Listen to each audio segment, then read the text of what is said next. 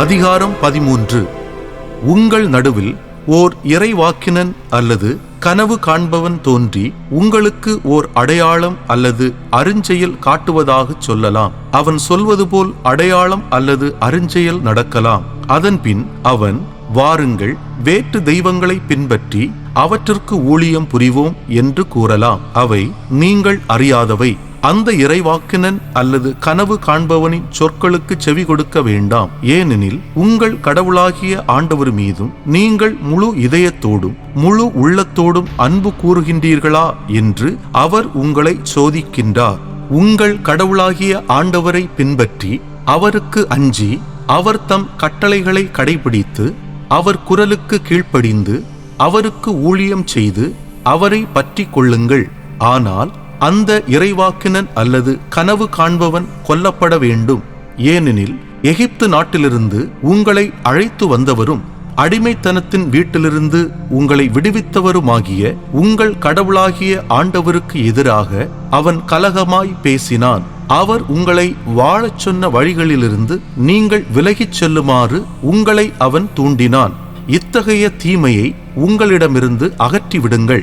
உன் தாயின் மகனாகிய உன் சகோதரன், உன் மகன், மகள், அன்பு மனைவி, ஆருயிர் நண்பன் ஆகியோருள் எவரேனும் நீயும் உன் மூதாதையரும் அறிந்திராத வேற்று தெய்வங்களிடம் சென்று அவற்றுக்கு ஊழியம் செய்வோம் என்று இரகசியமாக நயவஞ்சகமாக கூறினாலும், உன்னை சுற்றிலும் உனக்கு அருகிலோ தொலைவிலோ உலகின் ஒரு முனை முதல் மறுமுனை வரையிலோ உள்ள மக்களினத்தாரின் சில தெய்வங்களை பற்றி உன்னிடம் கூறினாலும், நீ அவனுக்கு இணங்கவோ செவி கொடுக்கவோ இரக்கம் காட்டவோ வேண்டாம். அவனை தப்ப விடவோ ஒளித்து வைக்கவோ வேண்டாம். மாறாக நீ அவனை கொல்வாய். முதலில் உன் கையும் பின்னர் மக்கள் அனைவரின் கைகளும் அவனை கொல்வதற்காக அவன் மீது ஓங்கி விழட்டும்.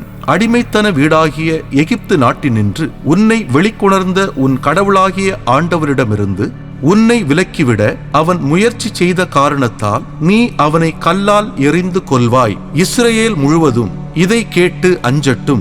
அதனிடையே இது போன்ற தீய செயல்கள் இனி ஒருபோதும் நடவாதிருக்கட்டும்.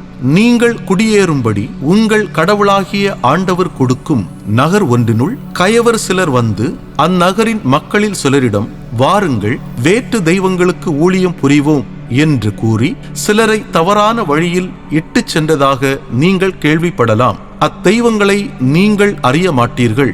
நீங்கள் நன்றாக விசாரித்து ஆராய்ந்து கவனமுடன் கேட்டு தெளிந்த பின் உண்மையாகவும் உறுதியாகவும் உங்களிடையே இத்தகைய அருவருக்கத்தக்க செயல் நடந்தது என்று அறிய வரலாம். அப்பொழுது நீங்கள் அந்த நகரின் மக்களை கருக்கு வாய்ந்த வாளால் வெட்டுங்கள். அந்நகரில் உள்ள எல்லாரையும் கால்நடைகளையும் வாளுக்கு இரையாக்குங்கள்.